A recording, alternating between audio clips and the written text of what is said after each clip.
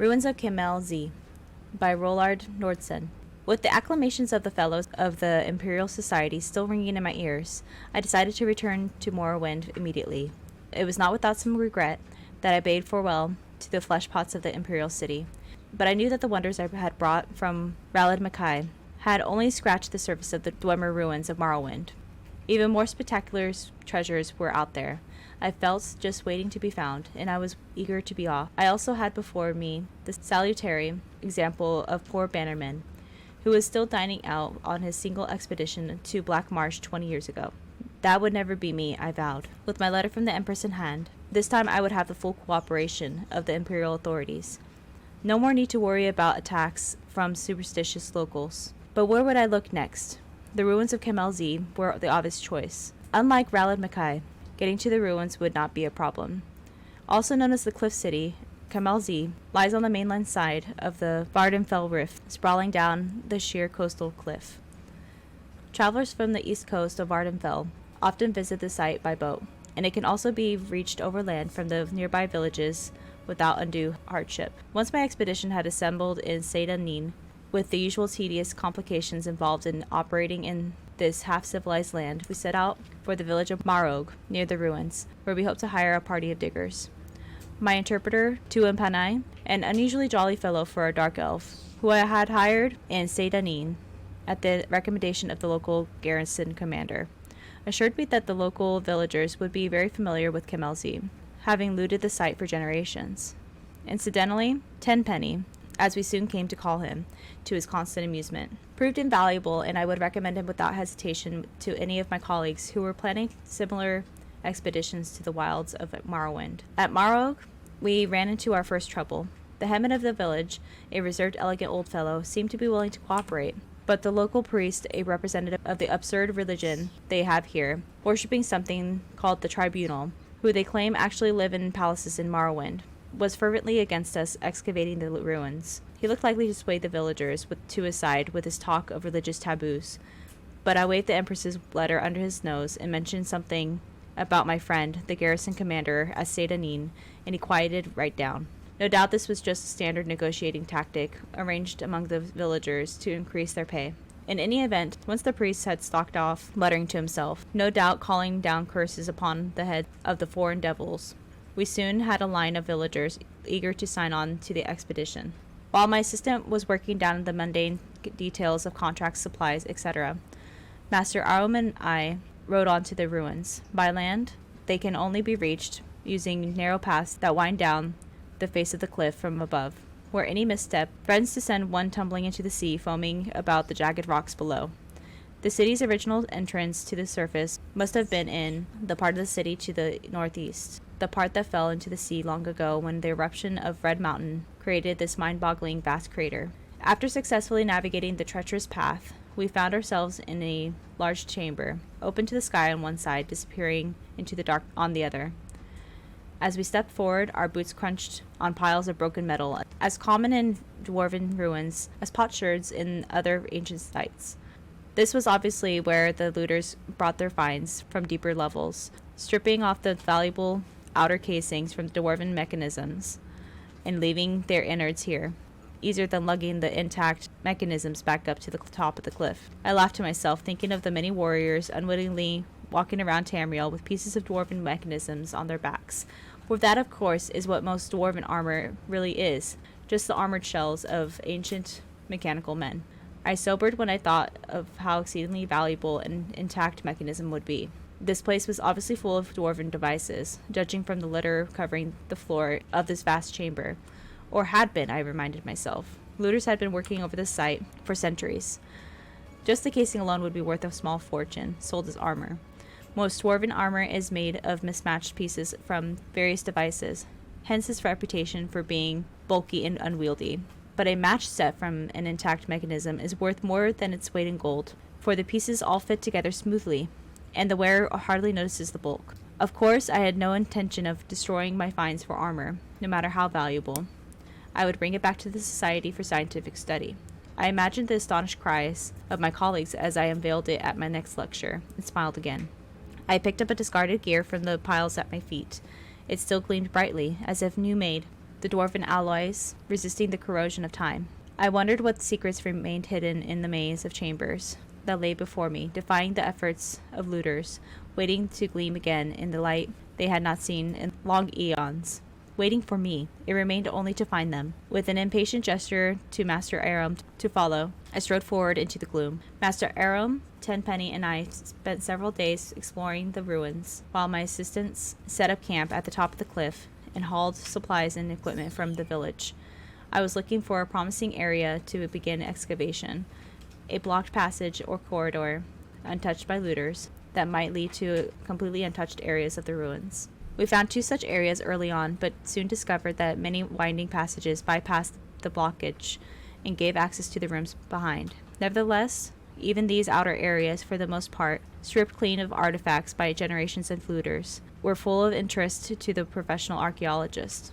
Behind the massive bronze door, burst from its hinges by some ancient turmoil of the earth, we discovered a large chamber filled with exquisite wall carvings, which impressed even the jaded Tenpenny, who claimed to have explored every dwarven ruin in Morrowind. We seemed to depict an ancient ritual of some kind, with a long line of classically bearded dwarven elders processing down the side walls, all seemingly bowing to the giant form of a god carved into the front wall of the chamber, which was caught in the act of stepping forth from the crater of a mountain in a cloud of smoke or steam.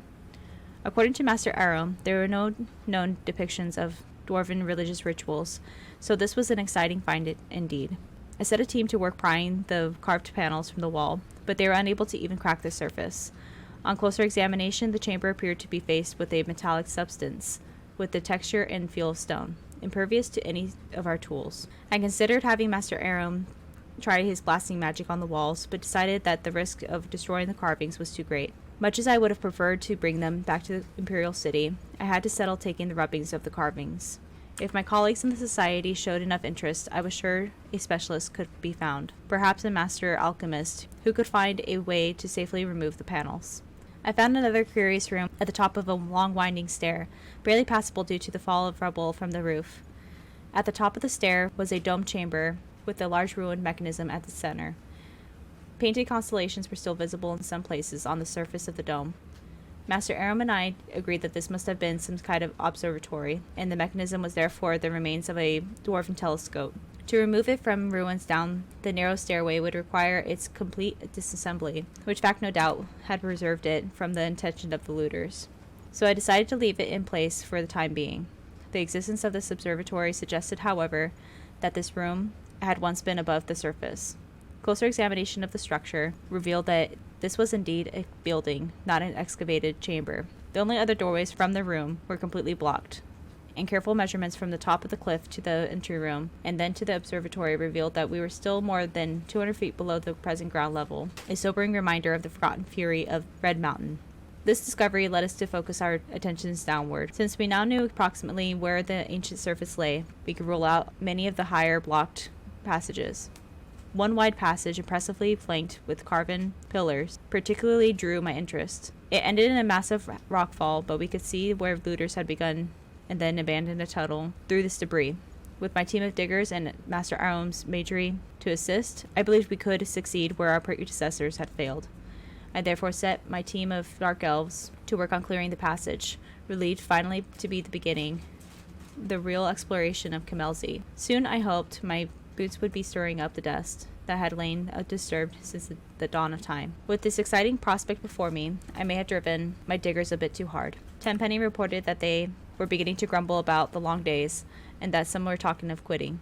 Knowing from experience that nothing puts heart back into these dark elves like a taste of the lash, I had the ringleaders whipped and the rest confined to the ruins until they had finished clearing the passageway. Thanks to Andar for my foresight in requisitioning a few legionnaires from Sedanin. They were stolen at first, but with the promise of an extra day's wages when they broke through, they soon set to work with a will. While these measures may sound harsh to my readers back in the comforts of civilization, let me assure you that there is no other way to get these people to stick to the task. The blockage was much worse than I had first thought, and in the end it took almost 2 weeks to clear the passage. The diggers were as excited as I when the picks finally broke through the far end into emptiness, and we shared a round of the local liquor together. a foul concoction in truth, to show that all was forgiven. I could hardly restrain my eagerness as they enlarged the hole to allow entry into the chamber beyond. Would the passage lead to entire new levels of the ancient city filled with artifacts left by the vanished dwarfs? Or would it be only a dead end, some side passage leading nowhere?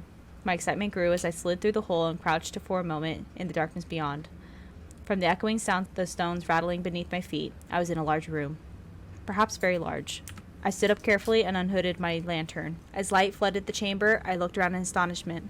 Here were wonders beyond my wildest dreams. As the light from my lamp filled the chamber beyond the rockfall, I looked around in astonishment. Everywhere was the warm glitter of dwarven alloys. I had found an untouched section of the ancient city. My heart pounding with excitement, I looked around me. The room was vast, the roof soaring up into darkness beyond the reach of my lamp. The far end lost in shadows, with only a tantalizing glimmer hinting at treasures not yet revealed. Along each wall stood rows of mechanical men, intact except for one oddity. Their heads had been ritually removed and placed on the floor at their feet. This could mean only one thing. I had discovered the tomb of a great dwarven noble, maybe even a king. Burials of this type had been discovered before, most famously by Ransom's expedition to Hammerfell, but no completely intact tomb had ever been found. Until now. But if this was truly a royal burial, where was the tomb? I stepped forward gingerly, the rows of headless bodies standing silently as they had for eons, their disembodied eyes seeming to watch me as I passed. I had heard wild tales of the curse of the dwarves, but had always laughed it off as superstition. But now, breathing the same air as the mysterious builders of the city, which had lain undisturbed since the cataclysm that spelled their doom, I felt a twinge of fear. There was some power here, I felt, something malevolent, that resented my presence. I stopped for a moment and listened. All was silent. Except it seemed I heard a faint hiss, regular as breathing. I fought down a sudden surge of panic. I was unarmed, not thinking of danger in my haste to explore the blocked passage. Sweat dripped down my face as I scanned the gloom for any movement. The room was warm. I suddenly noticed, much warmer than the rest of the labyrinth thus far. My excitement returned. Could I have found a section of the city still connected to a functioning steam grid? Pipes ran along the walls, as on all sections of the city. I walked over and placed my hand on one. It was hot, almost too hot to touch. Now I saw that in places where the ancient piping had corroded, small jets of steam were escaping, the sound I had heard. I had laughed at my own credulity. I now advanced quickly to the far end of the room, giving a cheerful salute to the ranks of mechanical soldiers who had appeared so menacingly only moments before. I smiled with triumph as light swept back the darkness of centuries to reveal the giant effigy of a dwarven king standing on a raised dais, his metal hand clutching his rod of office. This was the prize indeed. I circled the dais slowly, admiring the craftsmanship of the ancient dwarfs. The Golden King stood 20 feet tall under a freestanding dome cupola, his long upswept beard jutting forward proudly as his glittering metal eyes seemed to follow me. But my superstitious mood had passed, and I gazed benevolently on the old dwarven king. My king, as I had already begun to think of him. I stepped onto the dais to get a better look at the sculpted armor. Suddenly the eyes of the figure opened, and it raised a mailed fist to strike. I leaped to one side as the golden arm came crashing down, striking sparks from the steps where I had stood a moment before. With the hiss of steam and the whir of gears, the giant figure stepped ponderously out from under his canopy and strode towards me with frightening speed, its eyes tracking me as I scrambled backwards. I dodged behind a pillar as the fist whistled again. I had dropped my lantern in the confusion and now crept into the darkness outside the pool of light, hoping to slip between the headless mechanisms and thus escape back to the safety of this passageway. Where had the monster gone? You would think the 20-foot golden kind would be hard to miss, but he was nowhere to be seen. The juddering lamp only illuminated a small part of the room. He could be hiding anywhere in the gloom. I crawled faster. Without warning, the dim ranks of dwarven soldiers in front of me went flying as the monstrous guardian loomed before me. He had cut off my escape. As I dodged backwards, blow after blow whistled down as the implacable machine followed me relentlessly, driving me into a far corner of the room. At last there was nowhere left for me to go. My back was to the wall. I glared up at my foe, determined to die on my feet. The huge fist lifted for one final blow. The room blazed with sudden light. Bolts of purple energy crackled across the metal carapace of the dwarven monster, and it halted, half turning to meet this new threat. Master Aram had come. I was about to raise a cheer when the giant figure turned back to me, unharmed by the lightning bolt hurled by Master Aram, determined to destroy its first intruder. I shouted out, "Steam! Steam!" as the giant raised his fist to crush me into the floor. There was a hiss and gust of bitter cold, and I looked up. The monster was now covered with a shell of ice, frozen in the very moment of dispatching me. Master Aram had understood. I leaned against the wall with relief. The ice cracked above me. The giant golden king stood before me, the shell of ice falling away, his head swiveling towards me in triumph. Was there no stopping this dwarven monstrosity? But then the light faded from his eyes, and his arms dropped to his sides. The magical frost had worked, cooling its steam-driven energy. As Master Aram and the diggers crowded around me, congratulating me on my narrow escape, my thoughts drifted. I imagined my return to the Imperial City, and I knew that this would be my greatest triumph yet. How could I possibly top this find?